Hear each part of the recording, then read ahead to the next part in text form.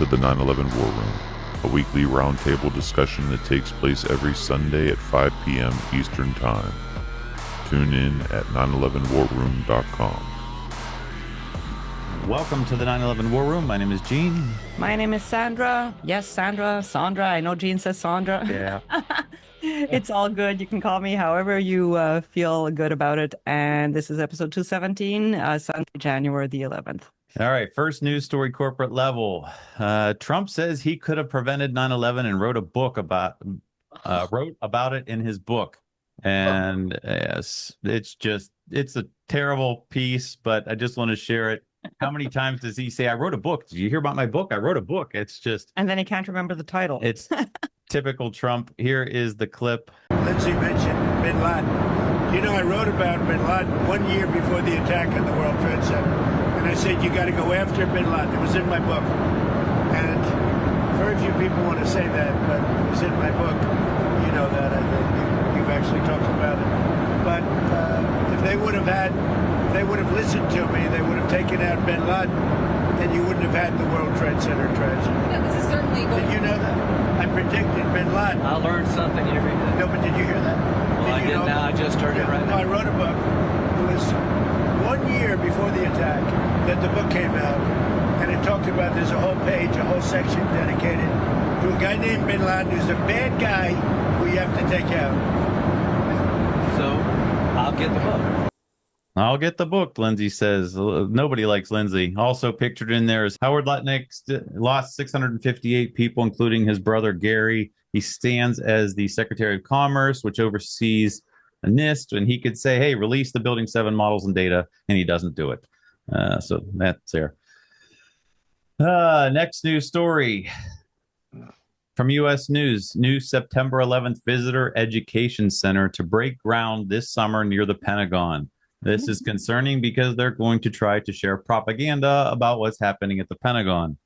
It says here, the new facility would be located about 200 yards southwest and across the Washington Boulevard from the Pentagon's memorial, which opened in 2008 and draws more than 1 million visitors each year. The space became available due to reconfiguration of land as part of the Arlington National Cemetery expansion project. The facility would provide permanent exhibit space to tell the story of 9/11 and those involved, including first responders from across Arlington and the region who converged on the Pentagon after hijackers crashed American Airlines Flight 77 into it. Kornhoff said that the team has been planning programming and a dozen exhibit areas at the center for some time, working with the victims' families, survivors, and individuals from the first responders community. We have mapped out an educational experience that will not only be informative, but impactful, he told ARL Now. As with the Historical Learning Center, we have also worked with consultants to ensure that our exhibits provide what visitors want to see, I'm sure. It's planned for completion is mid-2029, so that's concerning because they're just going to be pushing their official propaganda. New York Times, U.S. Appeals Court won't take up the case to resurrect the 9/11 plea deal. The plea deal would have allowed for Khalid Sheikh Mohammed and a few others to not get the death penalty. This is what it says. A federal appeals court has declined to consider whether to reinstate a plea deal in the September 11th case of Guantanamo Bay, Cuba, leaving the Supreme Court as the last place to potentially consider the question. The decision on Tuesday by U.S. Court of Appeals for the District of Columbia Circuit most likely means pretrial hearings in the case will resume before the 25th anniversary. The next pretrial hearings in the case are scheduled for March 23rd to 27th at Guantanamo. The new judge, Lieutenant Colonel Michael Shrama, has yet to make an agenda. There is no trial date set for the case, as Colonel Shrama has yet to hear testimony and arguments on the baseline question of whether key evidence against Mr. Muhammad and the others is tainted by his torture and years in CIA custody. So once still, this case is just going on forever. And that's disappointing as well. But that's the way they want it to be. Yeah, and this is the time of year where the Supreme Court looks at the whole list, the litany of cases that are suggested to them, and they take, this was when the Lawyers Committee case was turned down, 4 years ago, I think it was. Mm-hmm. a slim chance for them to take anything. So it's a difficult route to go. Yep. Next story. This is just a 9/11 Truth Movement level, I guess. Ian Carroll, been working on him. He is just a very bright gentleman, speaking out on the Charlie Kirk assassination and other things. He's worked with Candace Owens. He made this post talking about Ben Shapiro and the Daily Wire. He gave a shout out to 9/11 Truth. He gave a nod to us, which is kind of cool. So it kind of tells me he's thinking about it. He's going to go there. It starts out he's talking about the Daily Wire here. Almost 2.5 million views, less than 2,000 likes. That number is so insanely low, it's hard to quantify. I struggle to come up with any explanation for the Daily Wire's continued financial existence other than BB bucks. Can someone explain to me how else they're still paying their bills right now? Because they're giving Building 7 some serious competition for best all-time self-destruction. So that's great. He gave a shout out. Tells me, hey, he's looking at it and he's thinking about it right now. His hands are full. He's working on some really interesting projects like this one that I mentioned a couple war rooms ago. The Web.io, you can get to it at the webb.io.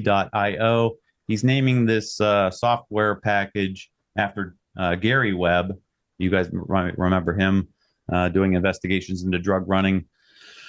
What this will do is it'll allow you to have an app on your local computer or phone where you can upload all these documents, and it will go and be trained by just those documents that you can then search it and ask it questions. And it won't give you fibs and lies and cover-ups like ChatGPT or Grok or any of these other AI platforms. It's self-contained.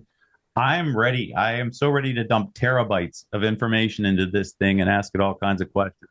So yeah, because it only uses the information basically that you put in there. And the best thing about it is that you have all the available text and transcripts. You have the links to when a video appeared for the first time and whatnot. So yeah, it's great because you can back everything up.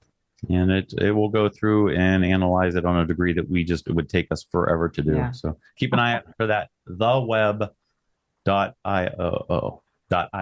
Excuse me. Also be a nod to Whitney Webb. Yeah. Next one, Boston 9/11 Truth had Dr. Richard Ellifritz on. Really good interview. He was also on 9/11 teleconference with Cheryl and Craig. Unfortunately, that one's not uploaded yet, but Boston's is uploaded. Check it out if you can. Two key points I want to take away from it that I found just remarkable, and I had to write them down because they're so dense in information here. I'm going to read them. Then I'll break it down for you to make it easy. The 9/11 Truth Movement is best understood sociologically as a form of patriotic dissent rooted in empiricism, or having empirical facts, things that we can prove, like knock on, we can see, we can test, empiricism, not anti-authoritarianism. Ellifritz defines the movement not as conspiracy theorists, but as a global network held together by shared social imaginaries. Now, let me take a break. Social imaginaries, phrase none of us. Yeah, I didn't know what it meant. This really helps it out, and I'm going to do a little reading because it does break it down wonderfully. What is a social imaginary? And forgive me, I'm going to do some reading. The social imaginary is the imaginary system that holds society together. It provides the web of meanings that structures that guides our collective and individual actions and values. The following thought experiment should make this clearer. Let me blow it up so you guys can actually see the text if you want to read it. Imagine you're a group of strangers.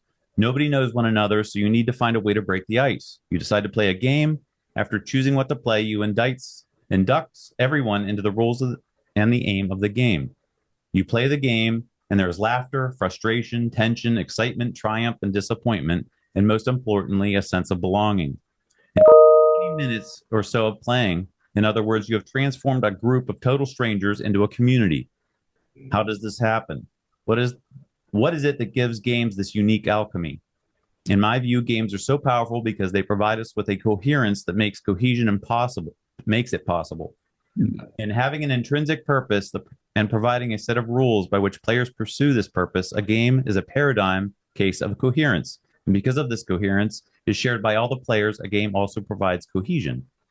In order for the game to work, all players must imagine that they are, for a given time, inhabiting a world that is governed by a particular set of rules, and in that ultimate purpose really is worth striving for together. Because even if the game is competitive, no competitor can triumph if other players do not play along. In the idea of playing along, we find the secret of the game's cohesive magic. Indeed, games are, I believe, just a micro versions of the imaginary systems that hold societies together. These imaginary systems, known as social imaginaries, are a set of imagined ideas, practices, orientations, values, and so on that binds a society together. If citizens are the players, then the norms and assumptions and attitudes we live by are the rules. We play along these imaginary rules in order to participate in society. A group of strangers must tacitly agree to imagine that the things mean certain things in order to communicate, in order to build a community. That is what makes an aggregate of individuals in a society. And that's all the reading I'm going to do. I mean, it's out there if you. Yeah, it's cold, so it doesn't matter. I'm just going to mute Jane and Hamuk real quick. You guys are good. So let's go back to this. He defines the movement, our 9/11 Truth movement, not as conspiracy theorists, but as this global network held together by shared social imaginaries, or in other words, collective recognition of empirical contradictions, the physics of collapses, foreknowledge, material evidence such as iron-rich microspheres, the fall of Building 7, all that kind of stuff. With official accounts, he explicitly rejects the pejorative academic term conspiratorial imaginaries and proposes a neutral alternative, a network united by the belief that laws of physics and forensic evidence contradict authorized reports. And I think that says it so well. He makes just a great point in that. And it's super dense to hear him talk, so you have to slow it down or listen to it many times. The other point I wanted to point out, pluralistic ignorance can be overcome when everybody knows that everyone knows that everyone knows. Drawing on Steven Pinker, Jonathan Haidt's work on common knowledge, which in the show notes, I will share this because it's a book. Whoops, not there. Steven Pinker, When Everyone Knows That Everyone Knows. It's an audio book. I'll share the link so you guys can listen to it. It's about an hour long. Let me finish my thought, though.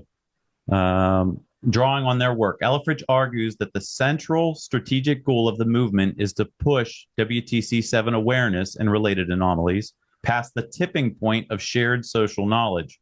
Once a critical mass recognizes the contradiction, obedience to the official narrative becomes harder to sustain, and it parallels to Milgram, Ash, and pluralistic ignorance. Milgram being the experiment on authority, Ash on the experiment of conformity tests. So we're trying to break through to that, get to the tipping point. So hats off to Rich Elefritz. There were some really great questions. I know Jerry asked a good question. Al asked a good question. Thank you, Boston 9/11 Truth, Sue, Al, for having that. It was a delight to be part of it.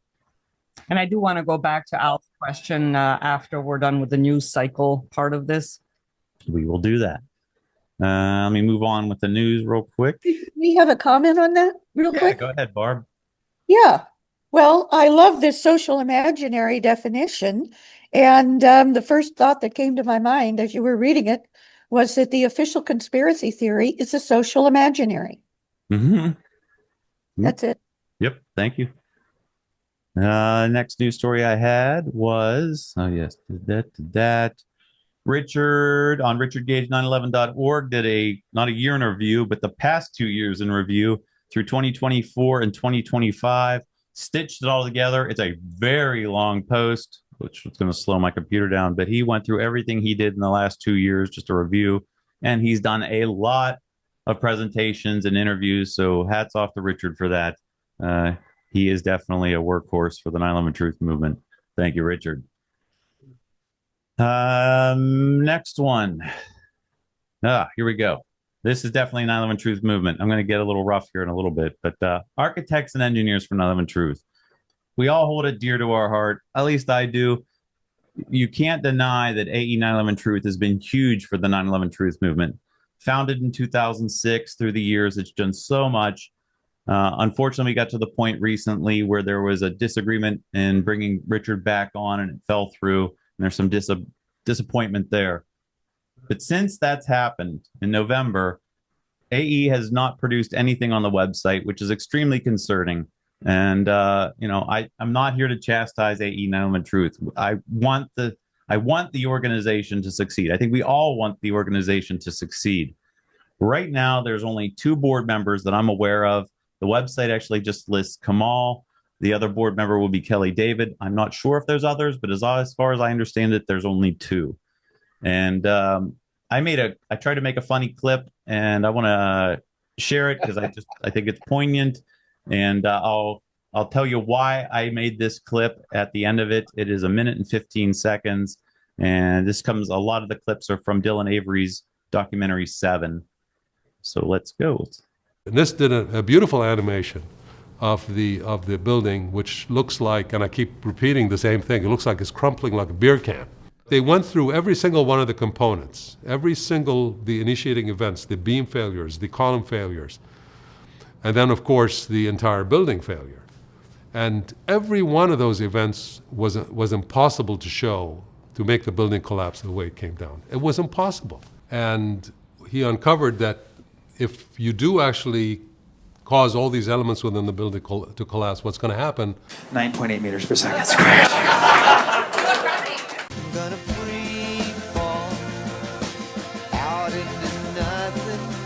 Gonna leave this world for a while. I'm free falling now. I'm free falling now. I'm free falling now. I'm free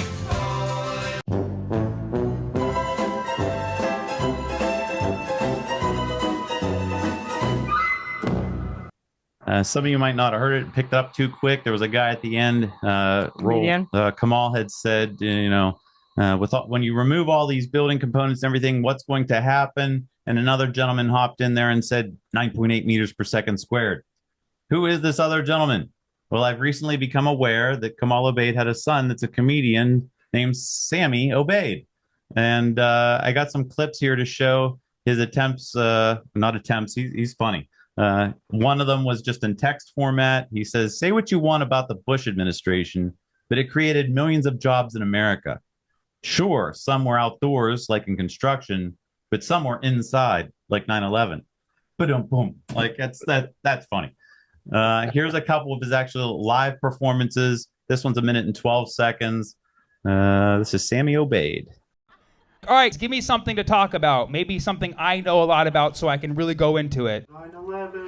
Oh, dude. You, man. That's up what you just said, dude. I'm a millennial, dude. I remember that. Like, most people in here are of age where you remember, like, where you were when you first heard about 9/11. That's how serious that it was for us. Like, I'll never forget. When I first heard about 9/11, it was September 5th, 2001. I was in a cave in Pakistan, and I was just like, no.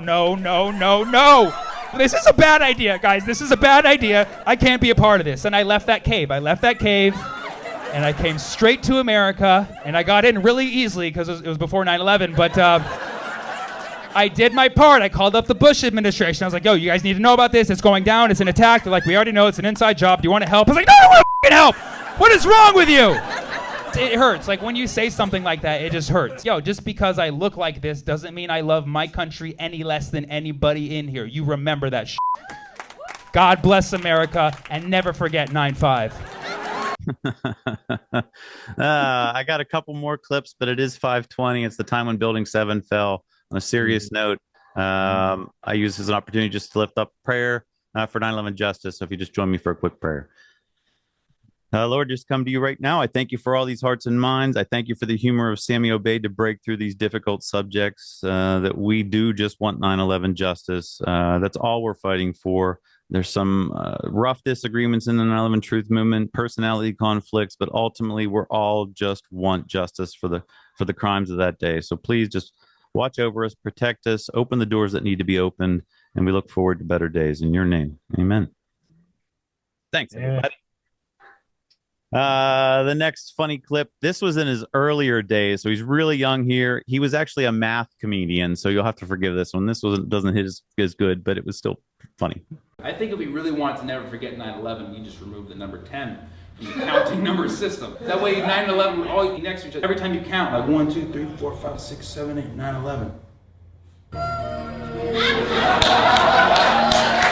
Not bad, not bad.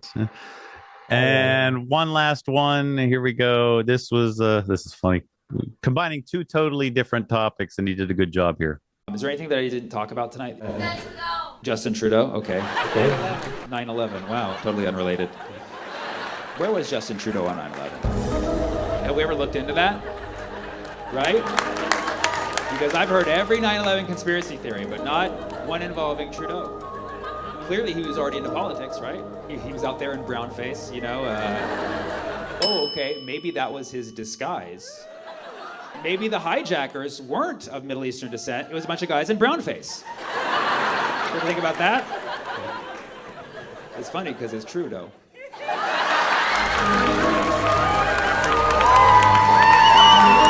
You got to hand him. That was pretty witty. He pulled that one out.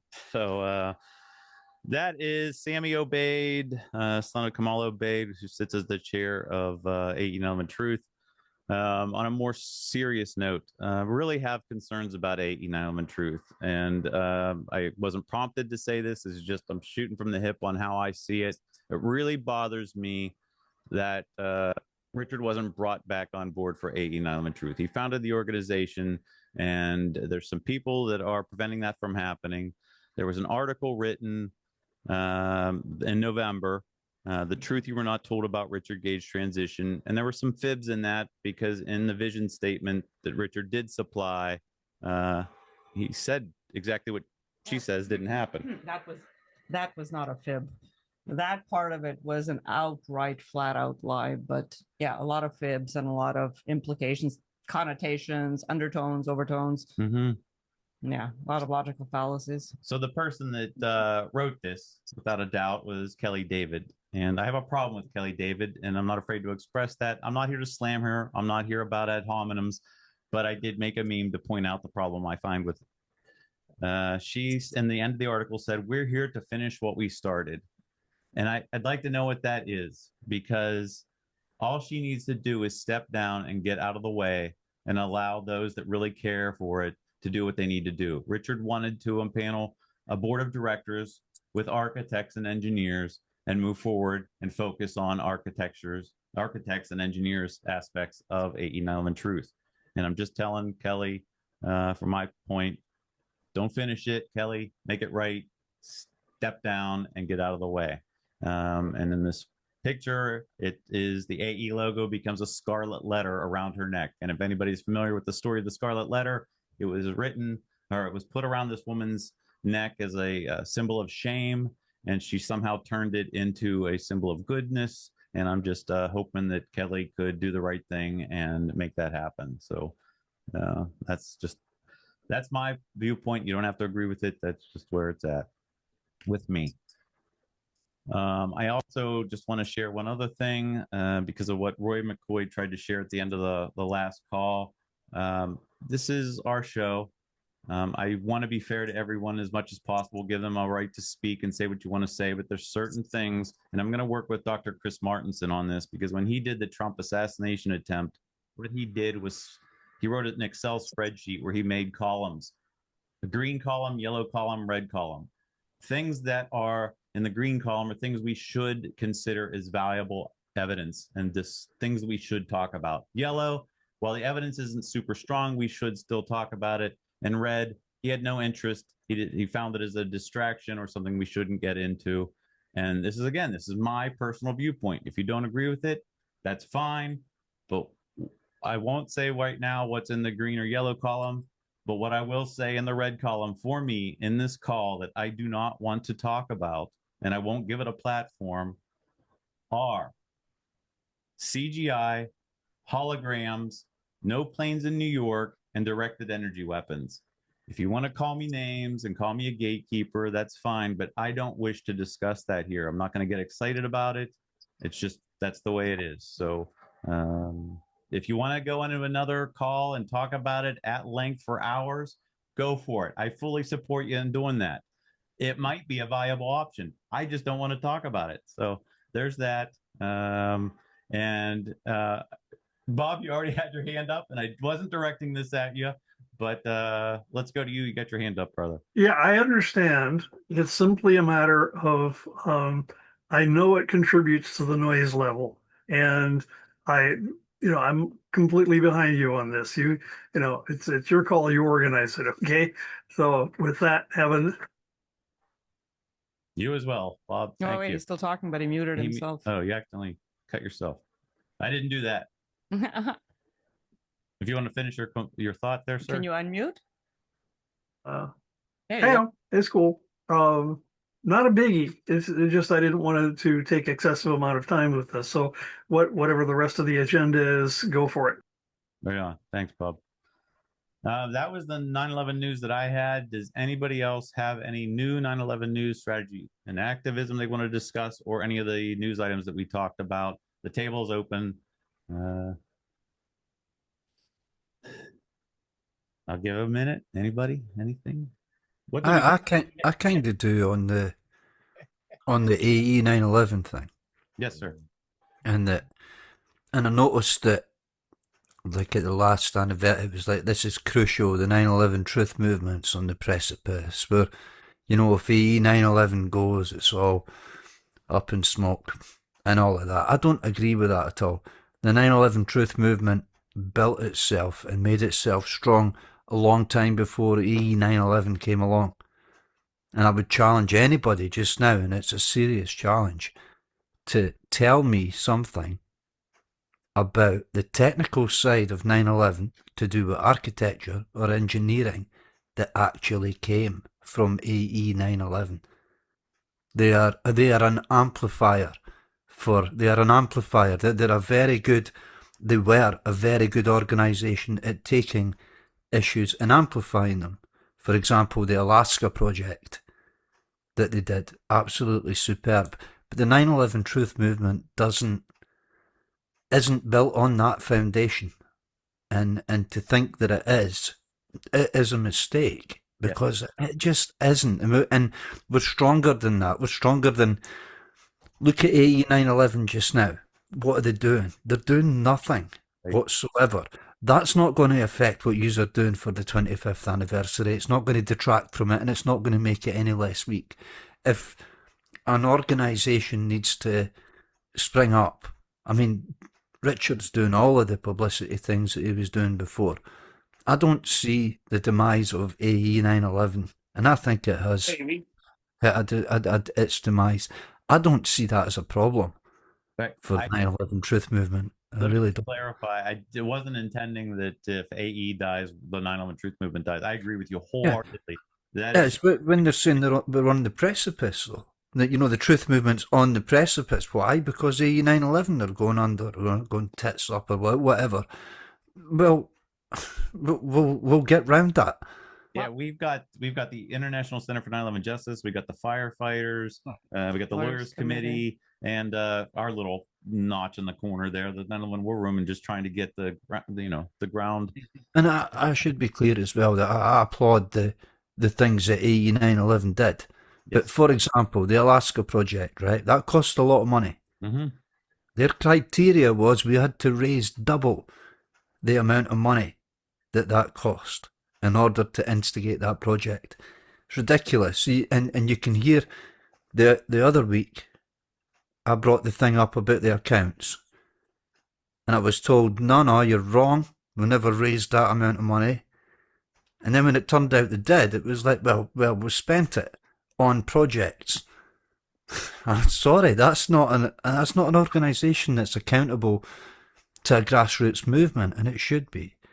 And there seriously is problems there, and there has been. And I think that what's happened at AE 9/11 presents an opportunity to build something better and a bit more grassroots. And I do want to hang on one second. I do want to also. I agree with Jerry. One of his sticking points with AE 9/11 Truth, and I got to agree with him on this. They're architects and engineers. They did get a model through Leroy Halsey for Building 7. I really have a difficulty that they never created models for Buildings 1 and 2. But what's really interesting, and I'm going to share a screen, when Richard provided his vision statement to Kelly, It says here down in point 6, if I get there. Start a new podcast, number 2 podcast. B, create a computer model of the WTC Twin Towers, providing visual and mathematical proof of the explosive demolition of the towers. He told me to do that in 2019, Gene. Right, I hear you. On that podcast, and he wasn't interested. I've got emails from him saying, "Nah, I'm not interested." That's said to garner publicity. Sorry. So Jerry's he was perturbed by it, and I have to agree with them. I completely get you, Jerry, on that one.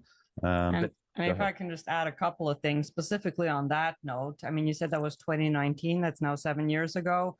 Richard is in a whole different place. If he is putting that on paper right now as his vision statement, I would err on the side of caution and give him the benefit of the doubt and believe that he's not putting it there for no reason.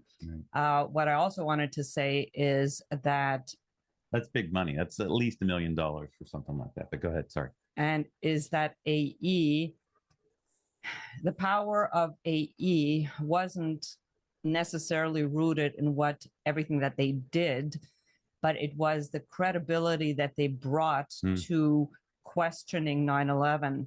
And because to this day, people who don't know what happened or where things stand right now, they still quote AE as the reference. Tucker referenced AE. He didn't reference anybody else. He referenced AE. So, yeah, but that's an opportunity missed. In a way. But because there's only 2 board members left, and I think, and you're right. I mean, there's a bunch of organizations that sprang from that breakup that are really doing well. And the movement is better for it because there's more diversification and things are more evened out. You don't have the ivory tower and then everybody else. You have, more cohesion. I'd say that Gene and I are kind of like that weird middle spot between the organizations and the grassroots activists. But that said, and I'm not saying that AE should come back roaring and take the lead and become all of what it wanted to be or once was, but there's a place for them, and they are worth saving. They are worth giving it another run. And, if things went wrong in the past, it was, those were the people that were there at the time. Those were the board members. Those were the volunteers. They have a chance to rebuild it from the ground up and to make it into something worthwhile again. I think we can all learn lessons from it, can't we? We got 6 hands up, 5 hands up. Let's go to Magnus in Norway. Good to see you, Magnus. Oh, great to see you, Gene. Great work, great news. Everything here is great today. And I was wondering, do we actually have time for 2 short videos? They are very short. We'll do that after we get off of this topic, because I think this is this front and center right now. But I'll get back to you. Oh, yes, I understand. It's very important that they should have done more models. And I agree with you, Jerry. And thank you so much for all the work you are doing, too. Excellent. We'll come back. Sue.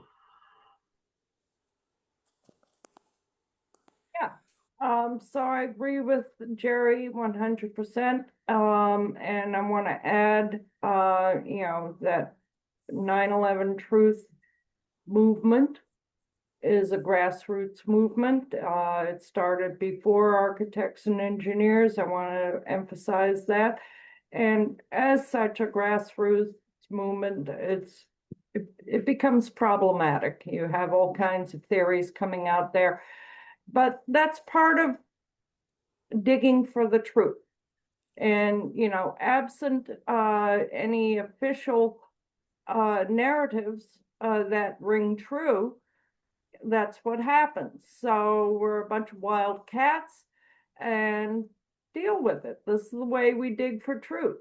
That's pretty much all I have to say about that. I got to hand it to Sue. Like in Boston Call, they allow, in their call, they want to talk about anything. So you'll hear anything. And I appreciate you to be able to try to wade through that, because that's difficult sometimes. And just thank you. So thank you for that. Okay. Hamuk or Jane? Yeah, there we go. I just want to say that Richard is doing great on his own, and it was AE that dumped him, and there's no reason to go back to AE. It was Kelly David that got him eliminated in the first place. So AE did its job, step along the way, but Richard Gage is now an internationally known item, and that's great. 10-4. I agree with you. Thank you, Mook. Jane, anything to add She with wasn't. She wasn't alone, by the way. No, Hey. no, thanks. Not yet. No, not Okay. now. Yeah. You're good at something? No, I was just gonna say for the record, it wasn't Kelly who got rid of Richard. There was a Yes. vote, and the majority vote is what got him demoted. Yep. But in the good news, part of that was, if anybody, you guys should all be aware of this. It was Spike Lee's New York City Epicenter's 20, whatever it was, and a half. And Richard in a hallway mentioned something about the COVID shot and Zionists, and that the mainstream media just ran with it in Slate magazine and just tarred and feathered him. And then AE9 Truth kind of, in my opinion, knee-jerk reaction. Not because Richard, this wasn't a Fortune 5. Hang on. Well, because Spike Lee removed that part. That's what. It wasn't because he said, yeah. Then he removed the part because of all this hoopla that mainstream media made. They removed that part in the documentary and didn't show it. There was something else I was going to say there, but since then, we're hoping that Spike Lee might speak on the 25th anniversary. There's some people trying to reach out to him. That would be great. I still don't think he's going to go there yet, but it's hopeful. There was something else. I can't remember what it was, but thank you, Hamuk and Jane, to fully support Richard. Never interrupt Gene because he'll never remember. What I'm he terrible said. train of thought there. Mike, what do you got? Me? Yes, sir. Okay. Thank you, Susan, for getting your camera fixed. It's nice to see you. I'm wondering if AE collapses, Richard can get it again. I'm not sure how that works. If they file for bankruptcy, it might just bury the organization. I'm not sure, but I'll try to figure that answer for you. Thank you. All right, Magnus, back to you. You had some couple video clips you wanted to share. Yeah, plus you know my standpoint from the beginning that I said Richard Gage is doing very well on its own right now. It's great if he can return, but he's doing it well where he stands right now anyway, whatever happened. So Richard is doing great. Yes, he is. All right, let's here's the first one. It's Abulstani. I don't know if I said that right, but you guys think I know. I think you know what I'm talking about. That guy. Let's play it. How are we going to any part, or is it just play the whole thing? I'll just play it from the beginning. All right, here we go. The signature of explosion here. This has happened due to explosive material hitting this column and making that bulge. So this is the floor where explosion happened. And the windows are blown away, everything is burned. Even fireproofing on this floor is burned and glazed to the steel. Thank you. You're welcome. That's Abulstani or something like that. And the next one, whoops, this has happened due to that one down. And the next clip. Somebody will come get us again, yeah. The difference with Pearl Harbor is we knew who the enemy was in Pearl Harbor. That launched us into a very difficult 4-year war, but at least we knew who we were fighting. Here, we don't know what to do. Now, we're hearing reports that there may be another building in New York which may be about to collapse, which explains some of the terrible difficulties the emergency services are having there right on the southern tip of Manhattan, right beside the World Trade Center. Tom, the World Trade Center is one of the obvious symbols, not just of America, but of world capitalism, or how the markets work in this country. The Pentagon is the clearest symbol of American power. Yeah. It's fairly obvious whoever did this was deliberately trying to humiliate as best they could the United States. Well, absolutely. And also the World Trade Center, if you happen to have an airplane, is probably relatively easy to hit. But it is reminiscent of that awful day in '98 when 2 of our embassies were hit within 2 minutes. Clearly a coordinated attack, and it takes... This requires a lot more coordination, I would say. So it's really horrendous. Now, the other building in Lower Manhattan, I think the The World Trade Center, we know the two towers, but there are about 6 buildings that are all part of the World Trade Center. They're all pretty close or even connected, so I wouldn't be surprised if fire had spread from one to the other, and those are now going. It's still standing. Thank you, Gene. Thank you. Gene, I have something very strange for you here. It's very, very strange. You don't have to actually see much of it, just 3 seconds. I have resend it to you now. It's a very strange, I don't like to talk about the Israelis, but this is a very strange one. There, we'll go there. Go. Thank you. How long am I playing this one? Just start from the beginning and just play a few minutes to a few seconds. Thank you. Okay. Israel. The Israeli Air Force has exercised, practiced, and developed techniques for dealing with hijacked aircraft for years and years. For instance, they carry special missiles that are not to destroy, designed not to destroy airliners, but to force them to land.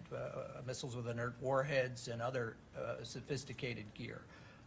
What have you guys done to equip our Air Guard and other NORAD potentially assigned units with the training, with the rules of engagement, and the hardware that gives them an option other than what we have now, which is just to destroy the aircraft and all its passengers?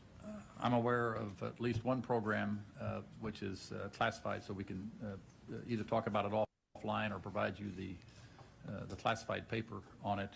There may be others to do exactly that. Yeah, Richard Myers. He was a little slimy. Thank you. Thank you. Let's go to Ellie. Good to see you, Ellie. Hey guys, what's up?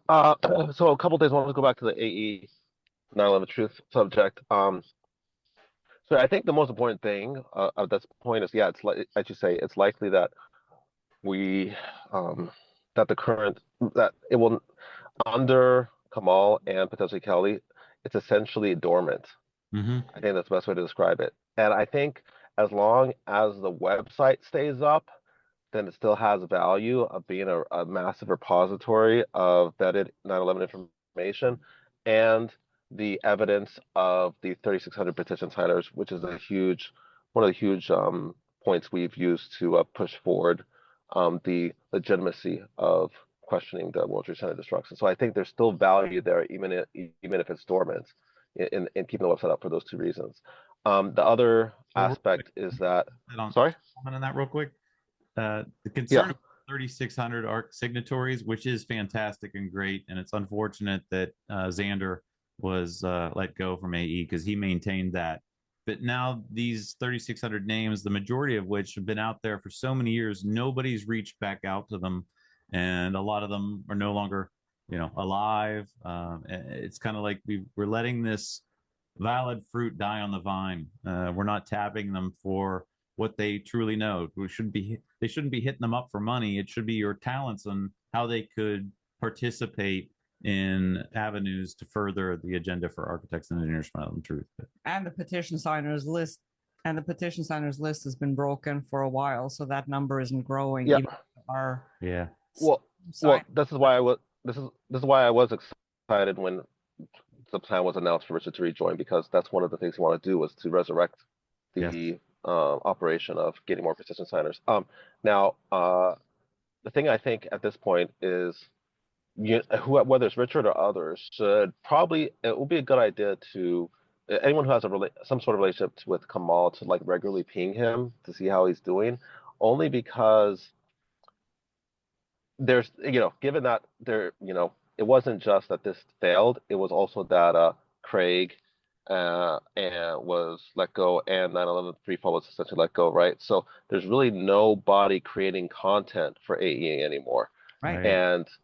And so therefore, it's as you said, there's been no updates in 3 months. At some point, Kamal has to come to the realization that 89 the truth doesn't really mean anything for him or Kelly to operate if nobody's actually taking any action. And so hopefully his conscience or Kelly's conscience will get to them eventually and realize, okay, look, we need to hand this off to somebody who will actually take action on it and consider Richard's proposal on how a handoff should be conducted. So I do think it's good to at least keep tabs on him. And I'm curious how his son somehow slipped under the radar this whole time, because that's really some fascinating stuff. Yes. So that's awesome. I don't know how you even found out, or if anybody even has any contact with him, or he's just been doing things on the down low, or what. I've tried to reach out to him and I haven't gotten a response yet. But on your point with Kamal, I think Sandra can say something there. Well, a couple things on Sammy Obeid specifically. I've been getting his comedy bits in my feed regularly, and I've even had friends who have nothing to do with the 9/11 Truth movement. Check out this clip, and yeah, it's fun. And I mean, I saw the name. It's not like I don't know what Kamal's last name is, and I didn't go any further than thinking, oh, I wonder if Kamal knows that there's a comedian out there. Yeah, we talked about it and went, nah, there's no way. And then we got confirmed last, I don't know, 3 or 4 days ago that he was the son. I was like, holy cow, I did not think for us that such different temperaments, right? Yeah. And as far as what you said, Ellie, you took the words right out of my mouth, and I will send you something so that you understand how much you took the words right out of my mouth. So, No, okay, good to know. Good to know. And then and the last thing I wanted to mention, I did send a couple of things in the chat of recent articles that I found, and tip to any people who want to find new information. So getting a subscription to some sort of newspaper archive is that's searchable, especially searchable with AI, is just super valuable because there's so much stuff out there that hasn't even reached the light of day. So one of the things I was doing is I was doing research into Patrick Dillon, who, as you may know, is one of those first responders who is in the 9/11 crime scene, the courtroom, who talked about being told that, being in Building 7 when he was told to get out because they're going to blow it up, and seeing molten metal and a variety of other smoking gun evidence. So I was asking Richard the other day, I was like, hey, this guy Patrick Dillon, he wasn't a official first responder. How did we confirm his story? And which was like, hey, you should go look into that. So I actually went to this archive and searched his name. Oh, I found some information that led me to believe he was mentioned in a newspaper article. And then I went to the archive with the New York Post and searched his name. And then this article came up from 7 days after 9/11.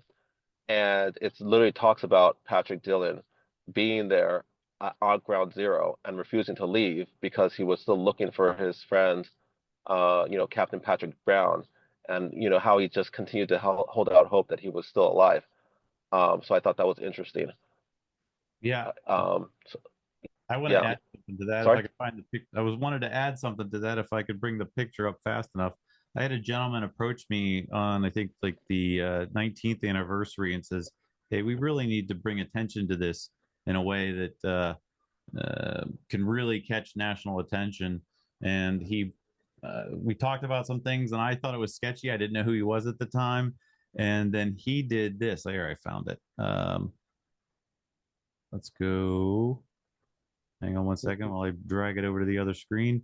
He went down one year, covered himself in blood during an anniversary event, and basically protested. You were there, and you were there the same time. Oh yeah, there's me at Church and Vesey, and here was him. There was other pictures where he just he did a wonderful job. Let me see. Let me just bring this over and try to scroll because I'm seeing better pictures over here. There he is. Yeah. He brought a lot of attention to himself sitting there, covered in fake blood, not real blood. But yeah, he lost his best friend, extremely concerned about it. And he witnessed also, corroborating Captain Patterson's account, that there were military men in all black, the face covered up with semi-automatic rifles, saying you're not going into Building 7, which is kind of understandable because you had the CIA, Secret Service, you had all kind of top secret things in the building. They wouldn't want just anybody to go into the building. But more concerning, I said, Raul, the firefighters probably shouldn't have gone there. He goes, no, nobody stops the firefighters. And he made a good point there as well. So, yeah, that's Patrick Dillon. Yeah, no, I actually saw this yesterday, and I saw that same article where I'm like, wait, is that Gene in the same article? So it's funny. But okay, so and then the second, so yeah, like I said, I just posted that article where, you know, about how he was there for days after, just totally distraught. And the second article I posted was also, as I was doing research to find Patrick, I came across this other one from the New York Post talking about and maybe you can read that one, talking about let's see, George yeah, Hopper. Yeah, if you just want to read that one. Yeah, George thought someone could ram a plane into the friggin' building. He called the engineers and they told him the building could withstand a hit. His partner Pete Johnson told the Post. Yeah. So, and I think this person, this individual also passed away in the World Trade Center. So there's more evidence that we already know of that everybody knew the building was designed to withstand a hit, right? Yep. So, yeah, that's all I had for now. Thanks. Thanks, Ellie. Appreciate it. Carl. Yes, you may note my screen profile here. This is a follow-up idea to of course, we all know the I am the face of 9/11 truth. I uploaded a template to chat where one could become I am the face of let's stop ignoring Christopher Bolin's original contributions to insights and research on 9/11. So second to that, well, let's address that real quick because I reached out to Helia. His wife said that I'm having a problem getting a hold of Chris. She gave me his new updated email address. I contacted him in the chat, which I'll even bring up here so you guys can see. Let's bring that up real quick. We're starting to organize for the new event, blah, blah, blah. Do you have an email address? I can send you some information. We'd really like to speak to you about this, Chris. Hope you're well, because a lot of people in our calls brought up that you haven't heard from you. He saw it and never replied. I sent an email to the good email address that Helia gave me, and he still doesn't reply. I'm trying, Carl, so it's nobody's ignoring him. I just wanted to make that.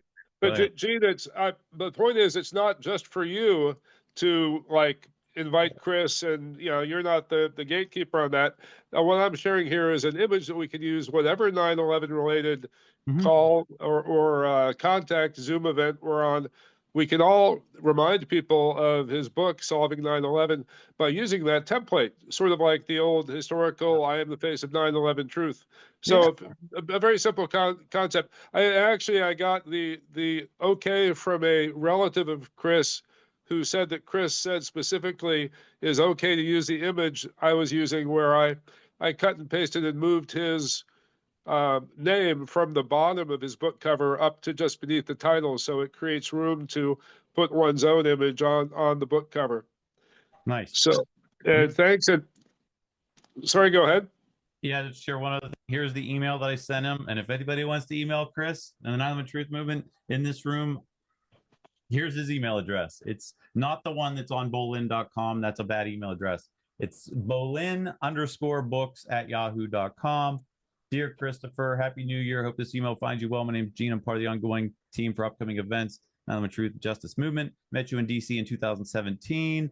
We organized this event, and I explained to him we'd like him to be a part. Best regards, gave him information, and I haven't heard from him. And that was sent.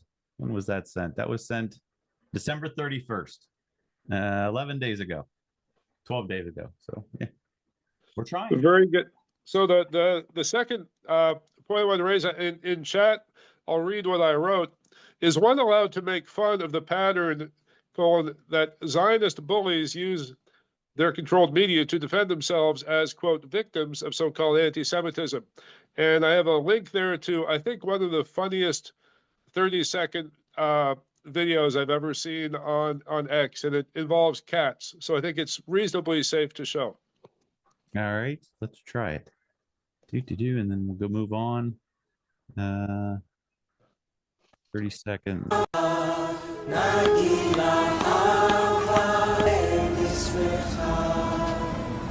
Yeah, that really didn't resonate with me, but thanks for sharing. That sucks. Wait, what's the objection to that?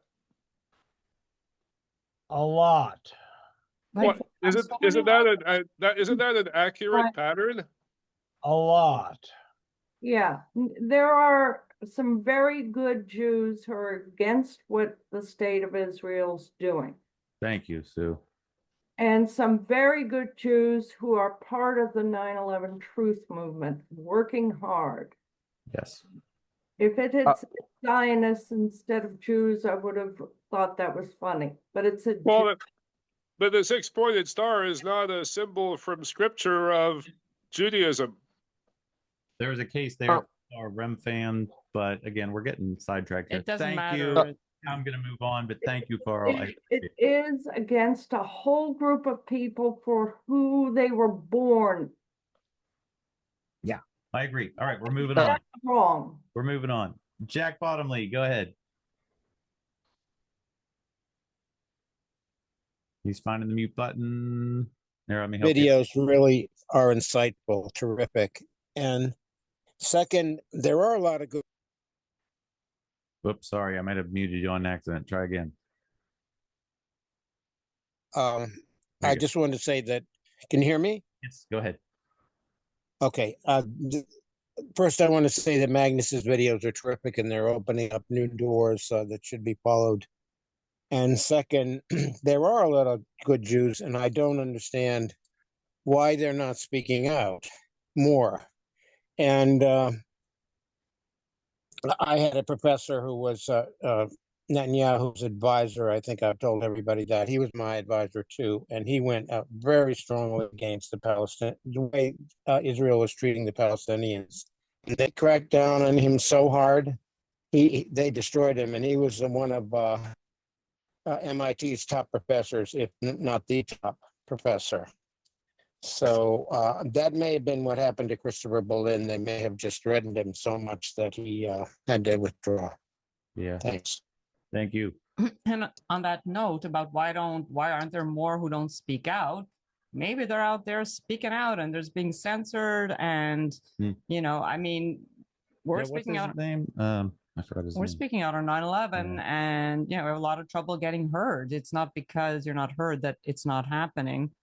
So Christopher Bolin was beaten up by the Zionists in his front yard in front of his family and broke his arm. Oh, I didn't know that.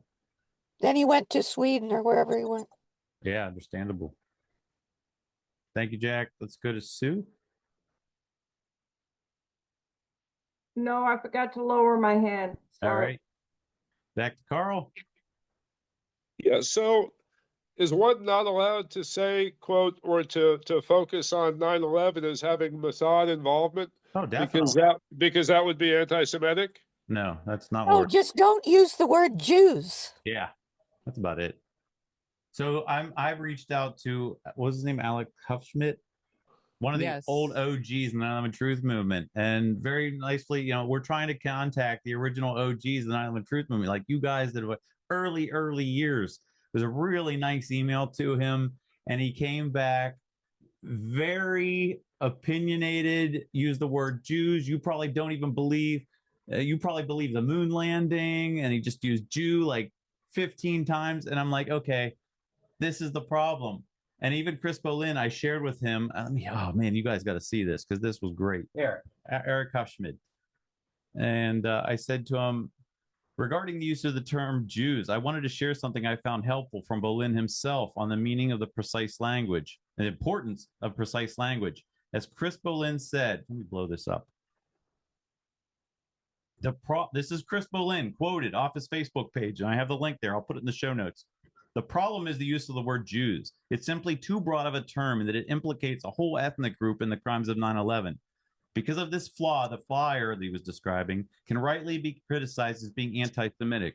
A more specific term should have been used, such as Israeli intelligence or a cabal of Zionist terrorists, which are terms that don't implicate a whole ethnic group for the crimes or a subset of that group. That would have made a better flyer, and most importantly, one that is supported by the facts and which would not be criticized as being anti-Semitic. Chris couldn't have said it better. So thank you. I'm going to move on because I don't want to make this the Jew talk. Ellie, go ahead. Well, No, I totally agree with everything you said. I just wanted to add one point that I do think is valuable. Please don't hate me for saying this, but Go ahead. I mean, but I believe we discussed on one of these previous calls that it came out the reason why Senator Johnson won't work with certain people is because of their history of anti-Jewish statements. And I just hope that those people would recognize that they could do a better job to think about what they're saying or what they're pushing, so that people we're trying to reach would be more receptive of that. Just think a little bit more before you put out the memes or statements, and recognize how they could backfire. So that we can actually make progress with people like Senator Johnson. Yep, words matter. Yes, thank you, Ellie. Jetty. Yeah, pretty much what Ellie said. There, when we begin to paint with broad brushes, and we encapsulate a whole ethnicity of people in blaming for 9/11. 9/11 was an American problem. If the Mossad was involved with it, if the Jewish state was involved with it, it was involved by invitation of Americans. And I think it's very easy for some Americans to scapegoat a country on the other side of the world and say, yeah, this small country here is responsible for it, and therefore we are totally blameless. You know what? A flea doesn't land on a dog and tell the dog to go and take a drink. The world doesn't work like that. And the thing with the cats was just fucking ridiculous. Sorry for my language. That's just ridiculous. And you want to know how to get nowhere? You want to know how to just totally alienate big sections of the community and to give people every excuse just to turn around and say, yeah, these people don't care about 9/11. They care about decrying Jews. And that's how you do it with memes like that. It's ridiculous. And good on you, Sue. I'm not interested in anything you've got to say. Sorry, Carroll. Can one criticize legitimately AIPAC excessive control of Congress? Yeah. Absolutely, but not with cats that blame Jews for 9/11. Sorry. Well, I'm not even sure the word Jew appeared there in that cat video. Yeah. There's just a star of Reb Fam. We're done with this topic, so thank you. I appreciate it. You've made your point, and it did not resonate with the room, but thank you. Anybody else on any other topics that they want to discuss before we go around the room? Chuck, go ahead. I have a question for the explosion, and I accept the language that explosions occurred in the buildings. I have no problem with that.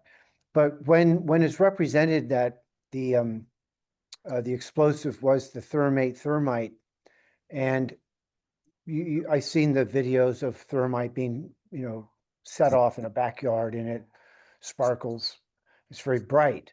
So what do you say, and what does Richard say, and other proponents for the thermite theory say to explain why there was no bright light of ignition, seeing the thermite going off, and why didn't the survivors in the North Tower get burned up? So that's my question. I would like to hear how you field that one. Yeah, I'm finding it right now. Incendiaries, propellants, and explosives. Thermite is an incendiary. Nanothermite can be created doing something between a propellant and an explosive. I asked that exact question to 3 of the scientists behind the peer-reviewed paper, and this is what they said back. Niels Harrit, to me, the question you raise is semantic. In my opinion, the old concepts have been blurred out. If you are making an address to the public domain, your use of the word exclusive surely depends on an understanding among the audience at the time you have to lay out the things. So for a one-liner, you can call them explosives, neither the things nor the audience. Best Niels. Stephen Jones, my understanding has not changed, so I would stand by my earlier statement, was that they were explosive, the nanothermite. Kevin Ryan, yes, nanothermite can be explosive. The explosive nature of nanothermite from Dig Within, he did a whole paper on it. And David Chandler basically gets into, it's a pressure volume work. It can be dialed in, nanothermite being the way it is, nanoparticles, it can be created to be anything between an incendiary, a propellant, or an explosive. Now, one thing that I don't want to get hung up on is when people say that Richard Gage and them are just saying that buildings had to be brought down by nanothermite. That is not what Richard said. Even Jim Fetzer has seceded on that. It is not the primary mechanism. Nobody believes that it's the primary mechanism, but that it was definitely involved because there's signatures of it in the dust. So it was a part of the process of bringing the buildings down, but it was not the part. So what was the primary mechanism? It was some type of explosive, but then we're getting into what exactly? Was it RDX? Was it nuclear? Was it it was something else more powerful than what nanothermite could do. Where has Richard actually said that the nanothermite, thermite or nanothermite or both, were not the primary mechanism? Where has he actually said that? He told me personally in a private message. I think it was even verbal, because he leaves it hang out there where people can interpret it that he may be saying that, but he has not said. Maybe I'll just get him to find an official statement. Well, yeah, we need an official statement. Well, the other thing on that subject is that the in these papers that Richard and others have cited, they've documented the research into nanothermite that is actually combined with explosive materials like RDX. So it doesn't really. So if you consider that as a possibility, it doesn't become the question of, well, is it this or this? Right. When you can combine them at the molecular or at the nano scale, so that they actually support or empower each other to do things that no materials done before.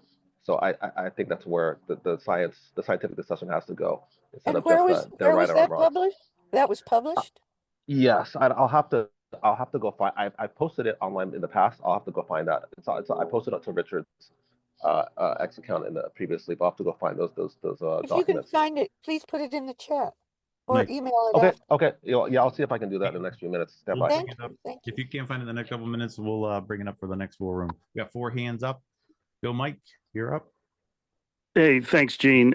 There's a great piece of evidence in the book of Revelation regarding the use of the word Jew. And John the Revelator was given it by Jesus in chapter 2, verse 9. I'll read it briefly. It says, I know the blasphemy of them which say they are Jews and are not, but the synagogue of Satan. So that was quite a revelation there, a generalization about Jews. And then he does it again in chapter 3, verse 9. He says, behold, I will make them of the synagogue of Satan, which call themselves Jews and are not.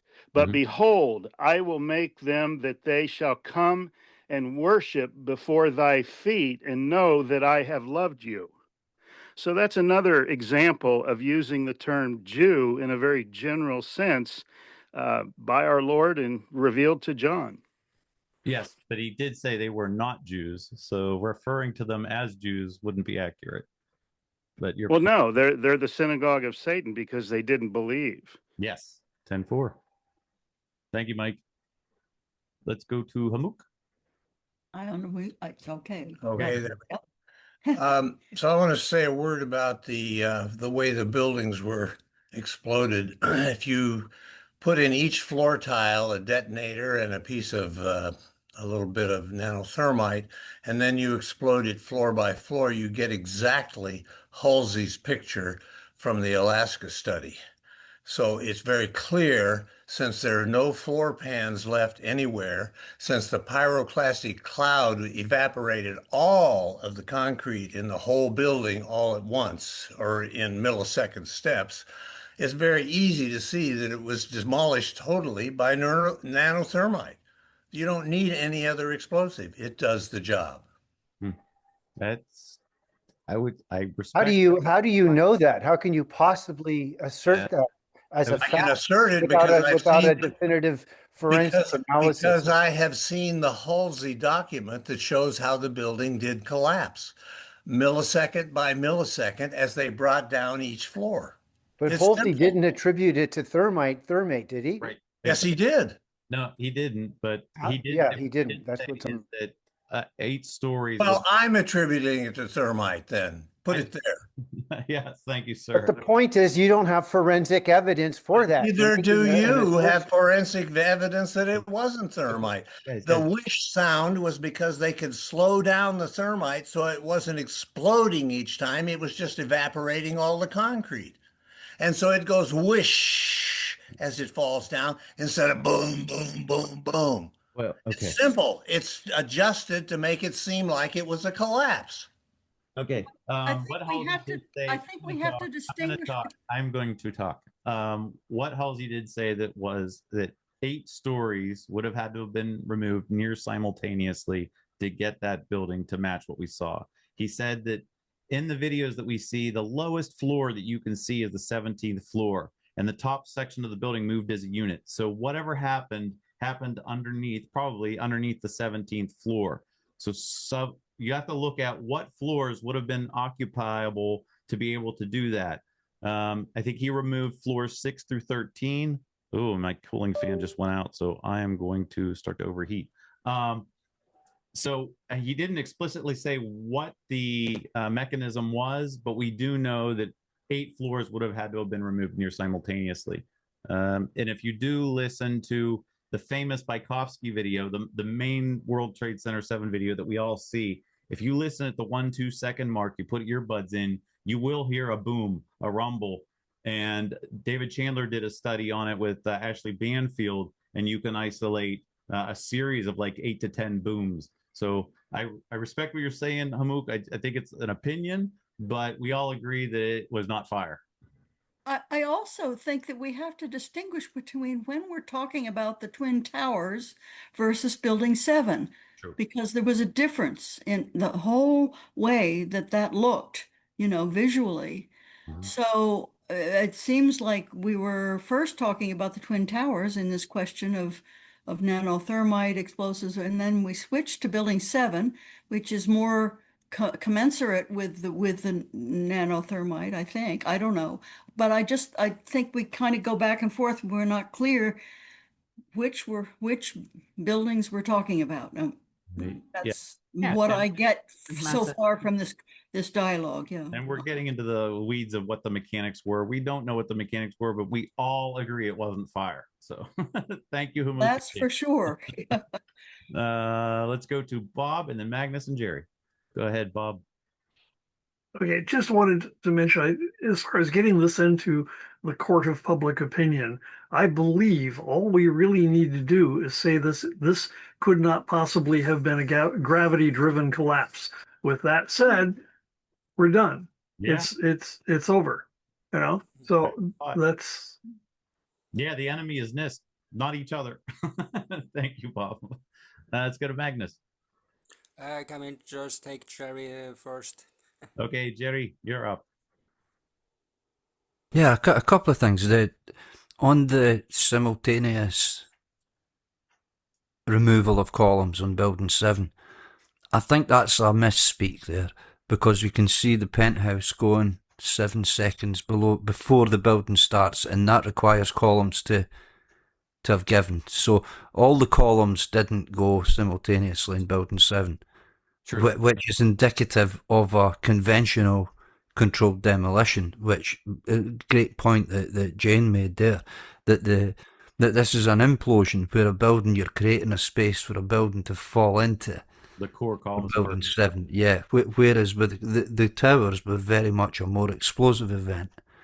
And if you look at, for Barbara, if you look at this link here, this is from Lawrence Livermore Laboratories in 2000.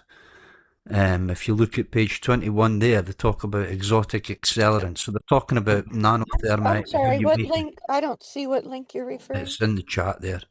If you look at page 21 here on the nanoscale thing, what they're saying here is that into nanothermites they can put RDX. They can actually layer RDX into it. Oh, nice, Jerry. And see when you think about the bomb sniffing dogs. Yep. Bomb sniffing dogs won't react to thermite if it's military grade, because all it is rust and aluminium. They'd be chasing rusty lorries down the road if that was the case. when you think about the removal of the bomb sniffing dogs 3 or 4 days before the towers came down, that kind of suggests that maybe they were putting something with a bit more kick into it.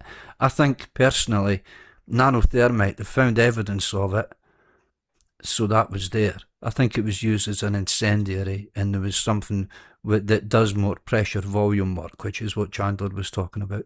But Jerry, why didn't we see the sparkles of the incendiary material?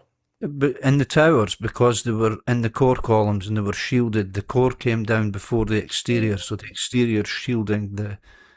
And if you know, this is where these conversations, I'm not hearing anything satisfactory to my. Right. Well, look, I'm happy to talk to you to that about at length elsewhere, but I'm quite happy that they thought about this, and they thought about, you don't want people looking at this thing going off like a sparkler at Halloween as it's coming down. And they managed to do it in such a way that wasn't doing. I'm happy to talk to you about that. Feel free. Okay, I worked in the World Trade Center from '98 until 9/11 in 2001. He showed that the bomb sniffing dogs in World Trade Center 1 and 2 were removed. I think it was this one. No, it was the next one. Let me try this real quick. Scott Forbes worked for a financial institution. Yeah, he was there, and here it shows a calendar. Oh, it's not in this one either.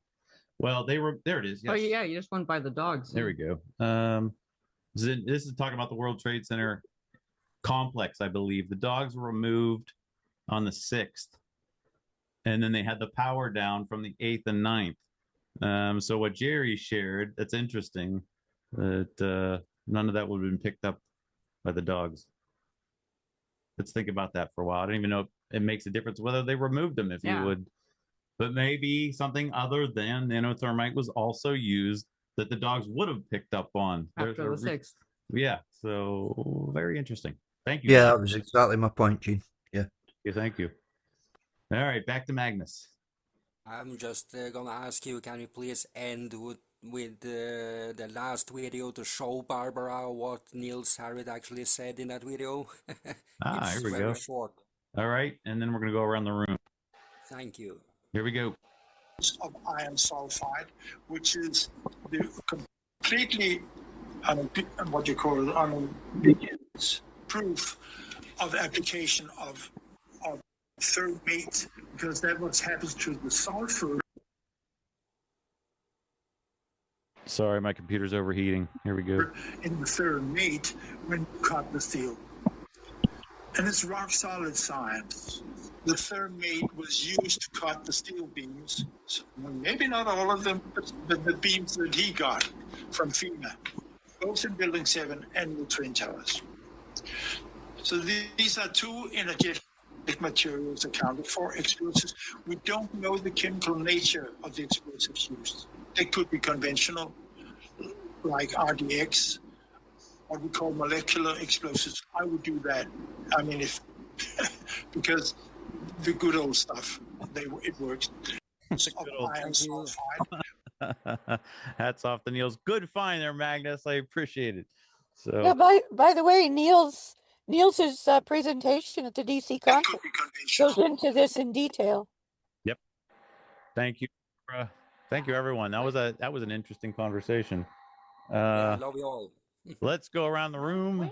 What do you got? Well, I wanted to address Al's question. Oh, go ahead.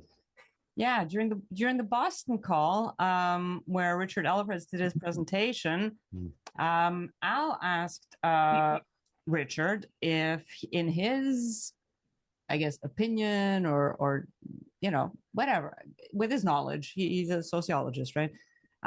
If he could think of for lack of a better term, 9/11 slogan that he feels would work really well as a message on a board, on a sign, on a T-shirt, whatever it is. And because we had this little discussion before the call, before we started recording, and he said, "Let me answer that in a backward kind of way." He goes, "I'll tell you the slogans that I hate, that I dislike the most are investigate 9/11 and 9/11 was an inside job." which kind of bummed me out because those are two of my favorite ones. Yeah.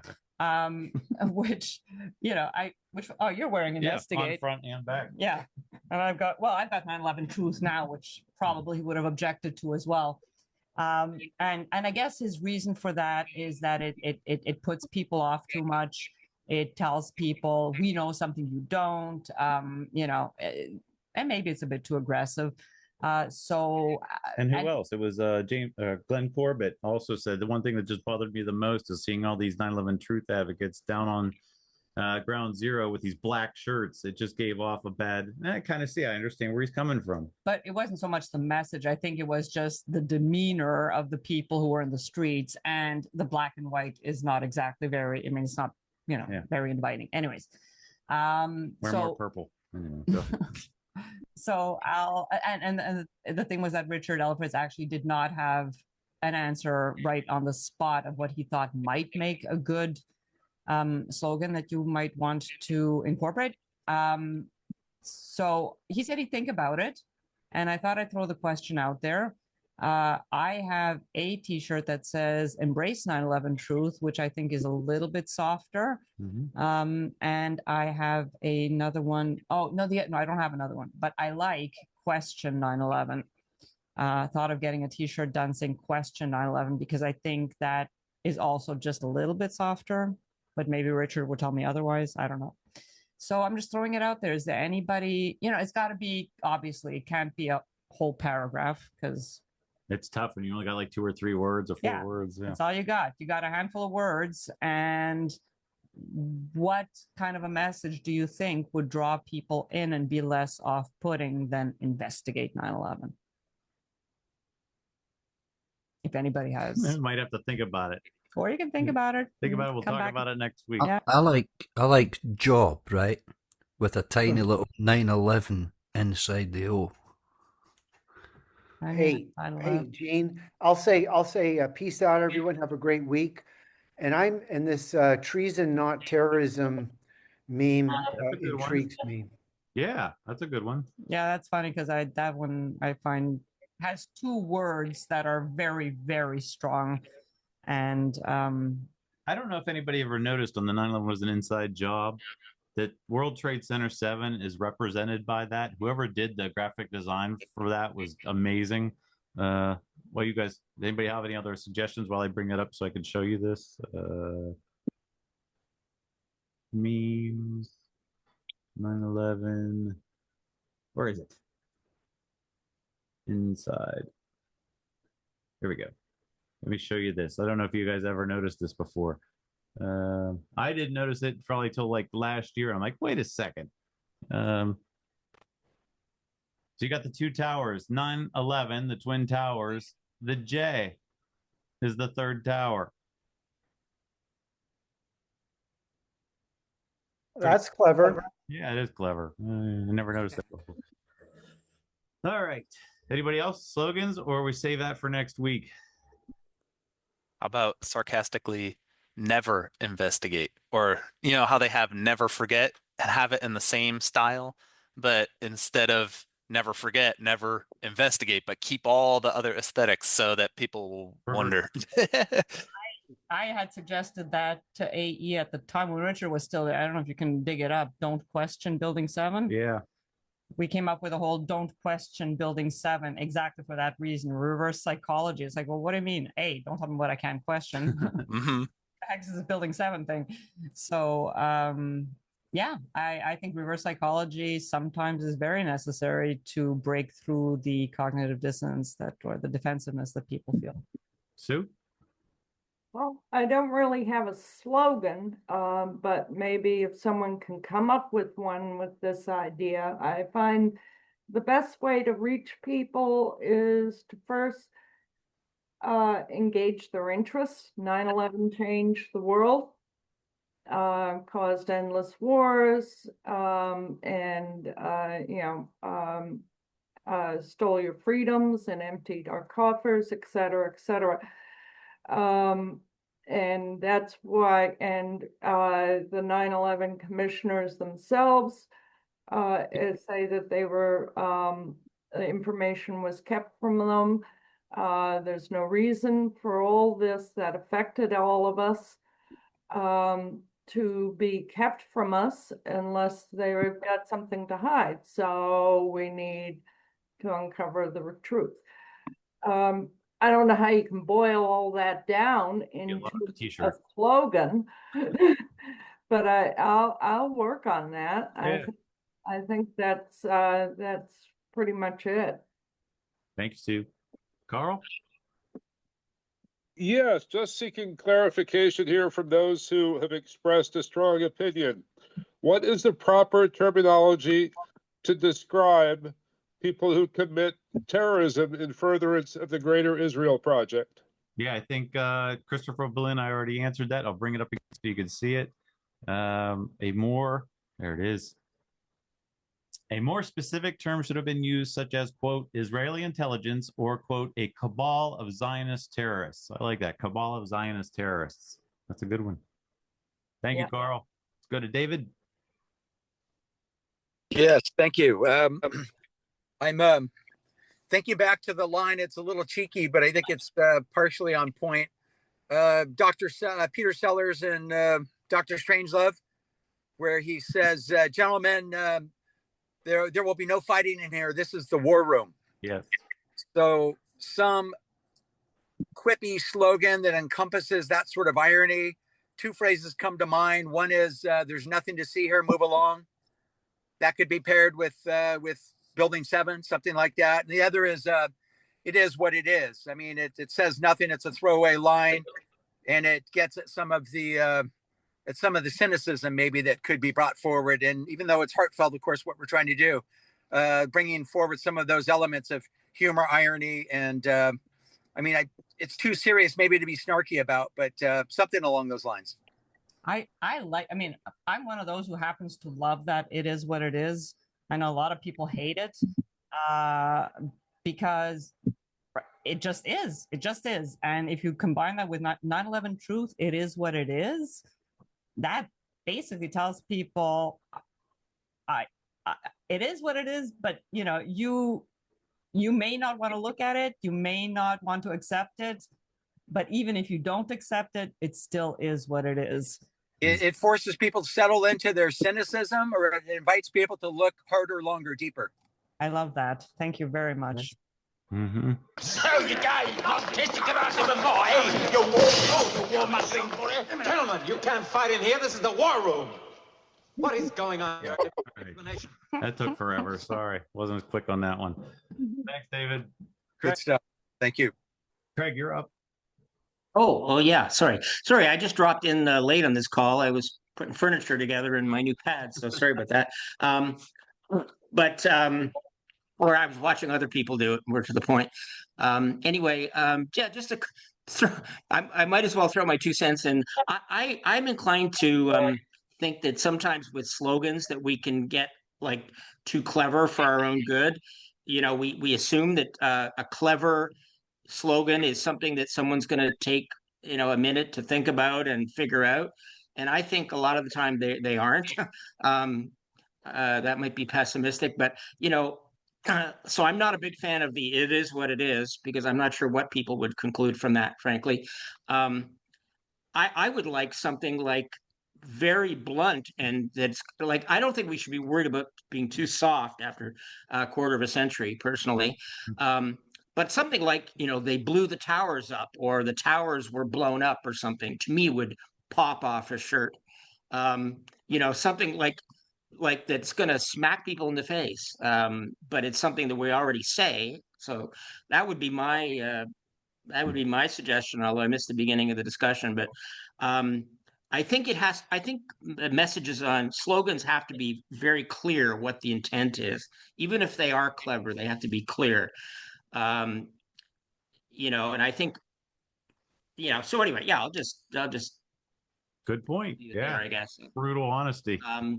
And there's something. Well, I think direct. Also, like, don't make the person work too hard to figure out what the hell you're saying. You know what I mean? And with, you know, I've raised this with you guys before. With all due respect, I'm not a big fan of the WTC 7 didn't blow itself up logo, and the only reason for that is because it's, to me, there's a mixed message in there that in one hand, it's like, well, if it didn't do it itself, so somebody must have done it. I get that part. But it also has the negative, like it didn't blow up, didn't blow. Like that's what subconsciously goes into my head is WTC7 didn't. So anyway, that's why I think something direct and like, you know, the towers were blown up or something like that. So Jeffrey Epstein didn't kill himself isn't really a good one with you. Yeah. Well, in that instance, the Epstein memes were a lot of fun though. Like, you know, the way people kept working and, you know, Epstein didn't kill himself, you know, into things that had nothing to do with Epstein. Thank you. And good luck on the furniture assembly. Yeah, this Christmas hang itself. I like that one over the holidays. Barb, and then we're going around the room. Yeah, well, I'm going to make a T-shirt that says 9/11 woke. Oh boy! Oh dear God! Woke is so loaded now. Yeah. Are you serious? I'm totally serious. Terrible term. Oh. Actually, I bought a Trump. It's woke. It was a Trump hat, and then once the woke movement happened, he disbanded it. Like didn't use it anymore. So. Well, I'm not going to allow that part of the political spectrum to prevent me from doing it. Yep. Ultimately, as you can see, it's like herding cats. Everyone's going to go with whatever resonates with them, and please continue to do that.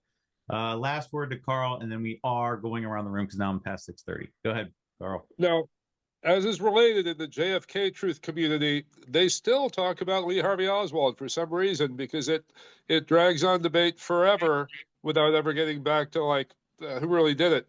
So in a similar vein, I would say a good motto or slogan would be World Trade Center 7 is the Lee Harvey Oswald of 9/11.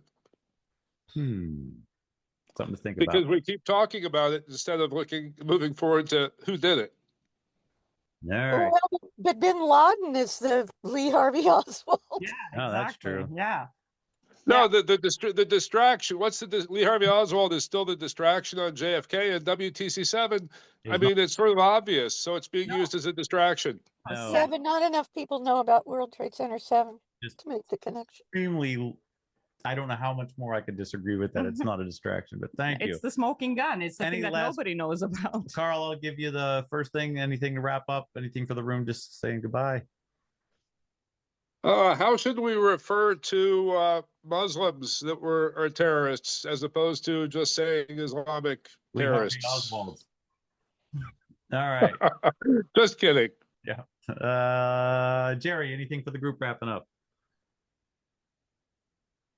Yeah, I used to have a 9/11 was an inside job t-shirt, and I used to wear it at gigs when I was playing with bands, and you would be amazed how many bands didn't want me wearing it, who objected to it. You're absolutely amazed, and I agree entirely with Craig. There's no gentle way of saying you were lied to about this event, and there's no way that you're going to cajole somebody gently to say your worldview is going to be entirely threatened by the information that I have that you are choosing to ignore. There is not a gentle way of doing it. And if there was, why the hell should you use it when you think about it? So well said, Craig. I agree with you. John Thanks, Gold, Jerry. You may know John Gold. His tagline is "We were lied to about 9/11." Yeah, I know John well. Very thorough researcher. Yep. Thank you, Jerry. Good Doesn't John kind of make fun of the controlled demolition evidence too? Yeah, we all disagree on certain things. Yeah. All right. Well, that's a big one. That is huge. It's a big one. And Hamouk, anything for the group wrapping up? It sounds like we don't have anything more to offer. Thank you. Thank you, Hamouk. Thank you, Jane. He's so polite. Al, anything for the group wrapping up? Yeah, I wanted to get back to the A&E conversation, and one thing I always admire. The audio is really we poor. can't hear you. Yeah, Can't hear really you. And it was, oh, you can't hear me? Yeah, Can you hear me It's now? garbled. No? Yeah, I don't know. You might want to if you kill your video, it might help. I'm not really That's sure. true. Go ahead, turn the video off and try All right. Can you hear me now? A little better. That's better. Hello? Okay, well, anyway, I just wanted to comment on A&E, and the one thing I always admired about them was that it was very narrow message, and they stayed on message and didn't wander off into other subject matter. And so in defense of, and also the years of marketing that were put into it, I would hate to see it disappear. And that's my only comment. Thank you. Richard just came on. Hi, Richard. Good point. Hi, guys. Hey, Richard, you missed a great conversation. I'll bet I did. I always do when I'm not here. All about you. No. Going around the room right now, and I lost my place. Thank you all for that. Also, Boston 9/11 Truth. I'll go to Sue next. Who's coming up new? Our next, Sue. Dan Noel on January 22nd, he's coming back. And February 5th, we have Sybil Edmonds. And we just added Kevin Barrett on February 19th. And possibly waiting for a vote from the voting committee, Sander Hicks on March 5th. Nice. Sander is trying to work on Mom Donnie, so right, exactly. Very good. Yeah. Anything else for the group, Sue? I'm just glad to be back. I've been away. And I want to comment because I caught up with the War Room today, the last two meetings that I missed. And, I don't have a paid Rumble account, for looking at it. So I get the unstoppable ads, but I have to comment. Thank you for having, for putting in the line, the captions of what you say during the ad, so I can ignore the ad and recap what was just transpired. I like that. That's a nice trick you've got there. You take the transcription of it, of the video, throw it through ChatGPT, make it do all the work. So yeah. Good job. I really appreciate that because God, I hate not being able to skip the ads. Yep. So looks like I missed a couple of really good War Rooms, and keep up the good work. Thank you. Some of them are tough. I think this one went really well today, so thank you. I got to see Sue when she was in my neck of the woods. I was going to ask if you guys managed to catch up with each other. Yes. We had a 2-hour lunch. No, it was more like a 3.5-hour lunch. It didn't seem that long, Barbara. It was such a delight. Go to Barb next with that. Barb, anything for the group wrapping up? No, just stay 9/11 woke. Right on. Thank you. Bob, anything for the group? Yeah, just that there is a debate hanging fire, and I'm still here, and we can do it or don't, but it's that way. So I'll just leave it with that. Thank you. Fair enough. Thank you. Brian, anything for the group? Good to see you, brother. Craig? No, it sounds like I missed an interesting discussion about AE. I'm sorry I was not here for that, but I'm going to watch it, and maybe I'll have something to say about it next week. You definitely will. All right. I'll look forward to that. Did I get Mike Zorzano? No, but I'll go now. Thank you, Gene. Tuesday night, this coming Tuesday night at Truth Action Project, Tap Talk, 8 p.m. We're going to have Jeremy Kuzmarov, and then we're also going to explore the new 9/11 frontier of school curriculums that are being forced upon the children by legislative act in about 15 states. So it should be very interesting. This is a new frontier where 9/11 activists for the first time can have standing at your local level if your state is forcing the curriculum. So looking forward to Tuesday night. Invite everyone to visit with us. Who is Mike. Jerry Kuzmarov again? He's just he writes for Covert Magazine, and I'm not sure of all of his credentials, but he's an excellent guest. We've had him on before. Hope you join us, Barb. I may do that. Mike, I don't. It's a little off topic of what you were. It's still kind of into the education realm. It's not into the curriculum. I just want to make sure did you hear the news article about the new education center at the Pentagon that we covered earlier? Yeah, and that's good. It's going to bring attention to the elephant in the room called the Pentagon. Yeah. It needs to happen there. That the evidence of the Pentagon, a plane landing inside the Pentagon, a jet airliner, is laughable, and people need to see this. Well, so the purpose of the article, what I'm referring to, is they're making a new education center. Sorry, I'm repeating some of the things, but these people are creating this education center, and he says that the team has been planning a programming in a dozen exhibit areas at this new center that they're going to create. So it's alarming because they're going to reinforce the official narrative. So yeah. Well, it's going to bring attention to the Pentagon, which screams to the cover-up. Yeah. Thank you, Mike. Yep. But I believe that education center is inside the Pentagon, right? No, it's going to be across the street. Oh, good. Oh, good. Okay. That news article and Oh, we can protest outside. Well, actually, Gene, the positive is it'll provide a place to protest every year outside the Pentagon. Exactly. Fair enough. Yeah. Magnus, anything for the group? Yeah, thank you so much for having me here, and thank you so much for all the work you guys have been doing in the last few weeks for full force here. It's very great to see everybody, and we have to make 2026 a better year. Yes, it's going to be exciting. And Magnus, thank you so much for the video clips, especially the one that was just right on point at the right time. Thank you. Great, and have a great week. And Richard Gage still have a shipping problem to Norway when it comes to the movies, so I have to support you on January 19, Richard Gage. January 19, what's that? I'm supporting you then because the shipping, I tried to buy a movie from you and it didn't want to ship to my address, so I have to support you in a different way. Oh, well, thank you. What's January 19th?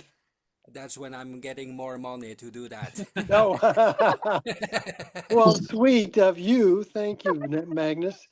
I'll talk to Gail about the shipping issue. I don't know what the problem would be. We could ship to other countries. Yeah. All right. I will try more and let you know. Instead of Norway, some other way. Send me your address, Magnus, and we'll work on it. All right. Thank you so much. Great to see you. Have a great And week. Scott, Richard, anything for the group? Even though you're just chiming in here at the end. Yeah, I'm dying to know what Craig and I missed with regard to AE. So I don't know if anybody would be willing to hang out with Craig and I after the call and fill us in. We probably need to be filled in, I'm guessing. Yeah, it wasn't. It's not like we were sharing any groundbreaking information of anything that happened. It was just our concerns at not having heard anything out of AE since the statement that they came to finish what they started. So, okay. And the direction. We all fully support AE 9/11 Truth and want the best for the organization. And we're just concerned that, and we had a discussion about what might be the best for the organization. And we broke the news that Kamal has a son, which is a really funny comedian, and shared some of the funny clips. So okay, that's all. Oh, and what? That's all. And for Bob, I did get your note about the debate that I had offered to have with you regarding planes or no planes at the World Trade Center. So I'm very willing to have that debate. I'm more prepared for it now that I did have kind of a debate with Jim Fetzer on that subject. Did you hear that, Bob? Bob who? Bob who? Runyon. Oh. Yes, Bob, the weird character. Bob, did you have that? Did you see that debate I did with Jim? Yes. Okay. Yeah, I also, for your benefit, just made a declaration in the war room. Everybody's free to talk whatever they want, wherever they want. But in the war room, I'm going after the model that Dr. Chris Martenson did when he did a review of the Trump assassination attempt. He broke things down into columns, red, green, and yellow. And in my red column right now that I do not wish to discuss in the 9/11 war room, take it or leave it, is CGI, holograms, no planes at the Pentagon, or no planes at the World Trade Center, and directed energy weapons. But again, that's just my prerogative for this show. But everybody do whatever you want, wherever you want else. So I will look forward to that debate in another platform. Yes. Thank Very you. good. Thank you. Jack, anything for the group? Well, before Richard leaves, do we have any update on Senator Johnson getting back? Good. Good No, question. he said he was going to look at our key questions, some deep questions about the work we're about to embark on and have been over the holidays with his staff. And I texted him a couple of days ago, well, 5 days ago, and I haven't got a response back. So he's not that responsive. It's not like he's our best buddy. I mean, we want him to be. We're very cordial. We do need him to do his part, though, and he's been lackadaisical. Don't quote me on that, please. Okay. Thank you, sir. I'm losing my spot here. I will come back to the hands. Even though I'm trying to get through this. Jack, yes. Anything for the group? Okay. I've been pressing the button for a long time. Sorry. Okay. The Pentagon budget is going up by 50% to 1.5 trillion. I guess most of the senators and congressmen have agreed to that. Jesus. So that leaves them a lot of money for propaganda, unfortunately. And the people that we reach, I've found that it's most Americans that I talk to kind of don't know anything. They believe 39%, according to a search I did 2 months ago, get all their information from Fox News. So we have to be more specific, and I'm thinking we should be going after the young people who don't listen to Fox News, and possibly the Jewish community. Thanks. Thank you, Jack. Why the Jewish community? And the Muslim community. Because both communities, because there were a lot of good Jews. I gave the example of my professor, who was one of the top professors at MIT, who also was Netanyahu's professor and helped him get through MIT and gave him a hell of a good job for much more money than he deserved. And when he started speaking strongly in favor of the Palestinians, they screwed him. They got him in 100 ways. Yeah. And Christopher Berlin may be an example too, because he's not speaking out. Yeah, so appealing to the actual Jewish community, people who are not Zionists, might be wise. Yep. Thanks. Thank you, Jack. We did have an interesting conversation about the use of the word Jew in the 9/11 Truth Movement. Everybody should catch that if you didn't. Thanks, Jack. Today? That was today? Yeah, that was today. Yep. Just skip ahead in the video and look for Carl asking a first question in the cut group. It all went downhill from there. That's good. David, anything for the group, David? Drive in again, so off video. Thanks. Maybe just continuing on with the slogan nearing, and War Room in particular is interesting because we could then brand 911warroom.com at the bottom of a slogan that refers to that Peter Sellers quote. So that's just a footnote to that earlier reference. And then I'm thinking of a slogan that would ask people to recall where they were at significant moments in history, like, where were you on December 7th, 1941? November 11th, 1945. November 23rd, 1963, a la JFK. and then September 11th, 2001, something like that. Yeah. You're giving people a lot of credit because a lot of people don't even know who the president is. Thank you. All right. Thank you, sir. Sure. Let's see. Chuck already got Sean. Anything for the group, Sean? That news item you shared earlier with Trump on Air Force One, was that recent? Yes. It happened on, where's the date? Monday, the 5th of January. It just reminds me back to when Trump was in that interview and he said, you might be surprised who really did 9/11. Does anybody remember that interview? Yeah. Yep. I play that often. Yeah. Gina's made 100 memes with that one. Yeah. You will find out who really knocked down the World Trade Center towers. Yeah. Thank you, sir. No, I don't think that was the video. There was a second video where they asked him if he knew who was responsible, and he said, you might be surprised. Really? But yeah. In those words, you might be surprised. Yep. You might be surprised. He kind of had a smirk on his face. Wow. I'll look it up. Thank you. Yeah. You might be surprised. You might find it's the Saudis. He said that. Then that was the same video in Bluffton in February 17th, 2016. All right, I'll go back and research. Yep. Thank you. Benjamin, anything for the group? Yeah, I have 3 things. I'm gonna post each one of the 3 things. The first, in the last week or so, NVIDIA released a new physics engine that is apparently 45 times cheaper to render physics. So that might, if in the future we want to do an analysis of the World Trade Center collapse, it might be a little more feasible now versus in the past. There were some YouTube video demos that were pretty amazing. Wow. So that's item number 1. Nice. Item number 2, Sam Harris, notoriously averse to conspiracy narratives. He just had a video get posted where he's like, things are so crazy, even I'm wondering about cover-ups these days. So I just thought that was pretty funny. All right, nice.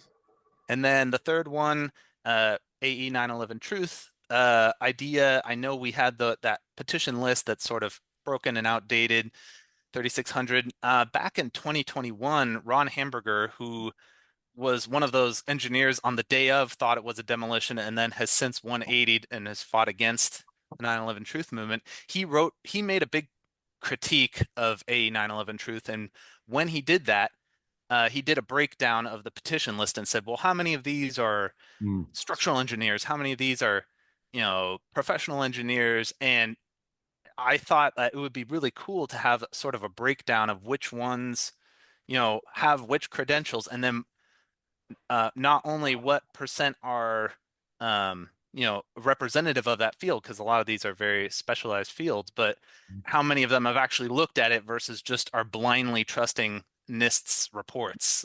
So it'd be interesting to funnel it properly so you can actually have an apples to apples comparison of, out of all the professionals who looked at the evidence, what percentage actually, buy the official narrative. Right. Because Grok's come back at me and said it was an argument and it went to add to popularity, or the argument of popularity, basically saying all architects have agreed. And I said, no. Right. The whole 90,000 architects did not explicitly say that they don't agree with it. But here we have 3,661. Well, right. Interior designers and everything I've heard. Yeah. Thank you. Good thought. And how many of those architects actually signed on to the and engineers the NIST report? Like 24. True. Very good point. There are signatories for the NIST report, you're saying? Authors of it. Oh yeah, down at the end. Oh, authors. Yep. Okay. And real quick, I just want to mention Benjamin. There was a conversation of an idea. I love the idea for audio. You want to talk about that a little bit? I don't know where Benjamin does. I mean, we just had a quick, because Benjamin had offered, in this world where people tend to lean towards audio things, stuff they can listen to in the car instead of reading a book. He had offered to do the reading of Another 19 by Kevin Ryan. And so we're kind of working on that. It would be really cool to give that option to people who prefer audiobooks. And if that goes well, then we'll see what other books might be on the list.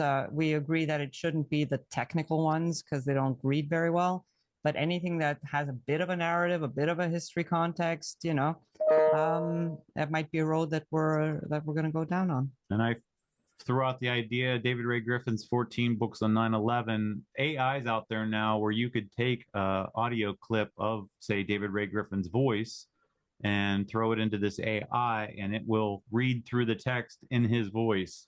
And it would be great to have that in audiobook format, because if you go right on like Audible, none of David Ray Griffin's books on there. It'd be great to get these books that are kind of in the history of the 9/11 Truth Movement put in audiobook format. So I think it's a great idea. Yeah, George. What would it take to do that? It sounds like it could be done very quickly. Some money.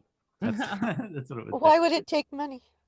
To use AI to read it, unless we want to find somebody to read through a couple 100-page book and record it. Oh, you mean you have to pay AI?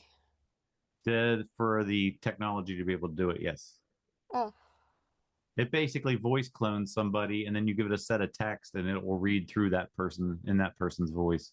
Yeah, Jerry made a comment say, That- "Hey, always get the emphasis right, Yeah, though," it and does, that true. Are there some ethical concerns with using someone's voice who's no longer with us to say things that they didn't actually read out themselves? I should express in that idea, we're thinking about reaching out to Elizabeth Woodworth, because she's the one that's been most in contact, and get permission from the family and everything. Yeah, this wouldn't be something shady on the side. No, I would still question it, even if you got permission from the family. Personally, okay. I don't think it's got anything to do with the. I mean, it's presenting something as Richard, as David Ray Griffin's voice when it's not. But then have Well, you can label it honestly. Just audiobooks. Let's just stick with that so we could all be in agreement. Let's get audiobooks. All yeah, right, there we go. I'm not in total agreement with Craig on that one, but fair enough. Yeah. All right. Thank you, Craig. Grumble, grumble. I like to keep you on your toes, Gene. You know that. Well, I agree with Craig. We should run it by the family at the very least. Definitely. That was always the point. But yeah, I think the point about using artificial language voices. Yeah. JV, anything for the group? In closing, to David Campbell, I have a bid for a slogan that goes like this: never forget 9/11 truth isn't about the past, it's about the future. Thank you. Thank you. Dang, a little bit long to put on a t-shirt, but That's it's kind of like 9/11 Truth Movement is a peace movement, something like that. But you know what, though? You kind of triggered something there. What you could do is never forget 9/11 truth, because the slogan is never forget 9/11, right? Oh, right. I like that. And Yeah. that feeds the official story. But if you say never forget and you add the truth part, that could maybe get someone to think. I don't know. All That's really nice and clean and simple. Yeah. Susie, good to see you. Anything for the group wrapping up? I have one thing. After for everybody, Jack. Still trying to get through everybody. Susie, go ahead. Anything for the group if you're there? Wait for her to get to the mic. Let me help. I think she had mic issues at one point. Give her a second. Maybe not. All right, go back to Jack, and then I'll get the hands, and then we're out. Yeah, I can. Go ahead, Jack. There was, speaking of old things, there was an excellent old video with Paul Craig Roberts and Alan Sabrowski. It was made not too long after 9/11, and it was headlined on YouTube. It was right on the top there, shown for about half a day. It was, and it's a terrific video, absolutely terrific to have every single pack nailed. So these old videos can be very, very powerful, including some made by Richard. We should keep featuring them. Thanks. Do you have that video? Do you have a link to it? I'll look it up and send it to you, Barbara. Yeah. And to Richard too. And also to Gene and Sandra. I sent it out to a few people, and I did it so quickly that I only have a few emails, and I just didn't do a good job of it. So I will send it to you. Thanks. Thanks, John. That's great. I'm glad to hear about that. One more before I go to the hands. Josh, I didn't get the Josh yet. Josh, anything for the group? Finding his mute button, maybe came back in. There you are. Oh, hello. Am I still on mute? Yeah, nope, you're good now. No. I was reading earlier this week. I started reading.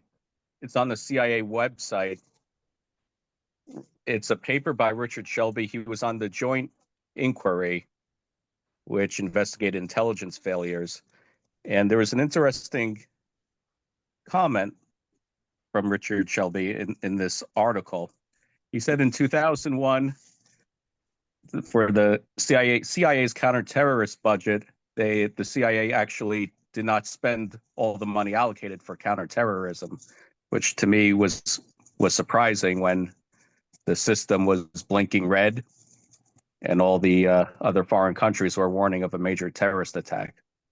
So to me, that indicates that while the 9/11 Commission says that after 9/11, increasing all the budgets for the military and intelligence community was good, but to me, that really wasn't necessary to have prevented, let's say, the 9/11 planes operation from being successful, because we know that Doug Miller's cable was blocked, which could have, if that wasn't blocked, that could have gone a long way to have stopping the planes operation aspect of 9/11. So that was a very interesting thing to have read from Richard Shelby. 9/11 war room. Thank you, Josh. Thank you. He's our resident geopolitical advisor for the 9/11 Truth Movement. Thank you. Go back to Hamuk. Hi there. I wanted to reiterate while Richard is on the line how important his recent work has been and how in-depth he has been in getting this message out, and that AE 9/11 was a great step along the way, but Richard Gage is now taking over that, as far as I can tell, in a very, very significant way. He's doing the job that needs to be done now. Well, thank you, Hamuk. I thought that was you, but I haven't seen you in like 2 years. So It's been a while, but you have been doing some great work. You and Gail. Gail was a big improvement in your organization. So you've got the whole team there going. It's great. I'm loving it. thanks. She adds a wonderful dimension, doesn't she? Yes, she does. And you're talking about 9/11 crime scene to courtroom, Hamuk? Well, that and all the work you've been doing. I mean, it's just amazing. I mean, from watching the gap in Sydney when we were down there to now, you have just matured in such a marvelous way. I am just so impressed. It's great work you're doing. Thank you. I'm very grateful to hear that. Thank you. Good. It means a lot coming from you, Hamuk. Yes, going back to our earlier conversation, someone said it was okay to refer to Per Christopher Berlin to refer to a cabal of Zionists as perpetrators, but I'm reminded that I think even Netanyahu has said, quote, anti-Zionism is anti-Semitism. So there is some aspect of authority out there that doesn't like that terminology. And I just want to remind people of the words of Benjamin Friedman, Freedman, who I think can speak. He spoke authoritatively in 1961 when he said even the term Judaism isn't really true anymore, that Judaism is really Talmudism, because the Talmud, since like 600 AD, is really the premier governing document of the rabbis. So maybe if that cat video would not be offensive if it substituted the term Talmudists for the other word. It would definitely be less inflammatory. Is there anyone here who defends the Talmud? Because it says a lot of things about justifying child sex, etc., that most would, I think, would find shocking. Thank you. Well, you'd still be called an anti-Semitic if you. Yeah, but we know that's a manufactured word. That anti-Semitism was invented as a word to be used to confuse and criticize those who oppose a subset of a population that does things. Yeah. Yes. It's we goyim that have to stay out of the way. That's the problem. It's the Here we dumb goyim that aren't responding properly at this moment, and they know who we are. Carl, Richard, would We don't wanna have Richard, would you stand just in the right spot with the light in the ceiling behind your head? It's like you have a halo. Look, a squirrel. Okay, we're going to try to end this call here. I want, with that once again, I just want to Unmuted. hang on. I want to read this quote one last time from Christopher Bolin, the same person you said people are ignoring Christopher Bolin. The problem, I'm going to reread this again, and then I'll go to the last hands on and we'll go. Chris Bolin said, quote, "The problem is the use of the word Jews. It's simply too broad of a term in that it implicates a whole ethnic group in the crimes of 9/11. Because of this flaw, the flyer he was describing can rightly be criticized as being anti-Semitic. A more specific term should have been used, such as, quote, Israeli intelligence, or, quote, a cabal of Zionist terrorists, which are terms that don't implicate a whole ethnic group for the crimes of a subset of that group. That would have made a better flyer, and most importantly, one that is supported by the facts and which could not be criticized as being anti-Semitic." He said it so well there. Actually, but Benjamin Friedman. Oh, we're done. Mike Zarzano, any last comment there? Yeah, two things. Carl Swartz just contacted me today, and he said he finished his document for Ron Johnson, 20 pages, starting around 1969, going all the way up to 2001, 9/11. It's quite a document, and look forward to it. So he told me to let everybody know about that. We probably might discuss it Tuesday night. Secondly, I just, for the record, I just want to agree that we do need to walk carefully in the minefield of these race cards. You've got the black race card, you've got the Jew race card, and the fact is, Carl is right. The anti-Semitic race card was created just like conspiracy theory. And we need to be aware of this, but I'll side with Barb on cautionary tactics. We need to be careful. It's preferred to use Zionist rather than Jew, but sometimes we do need to use the word Jew, just like in the Bible. So it's a tap dance, and we need to be careful. Wise as a serpent, harmless as a dove, as the Bible tells us.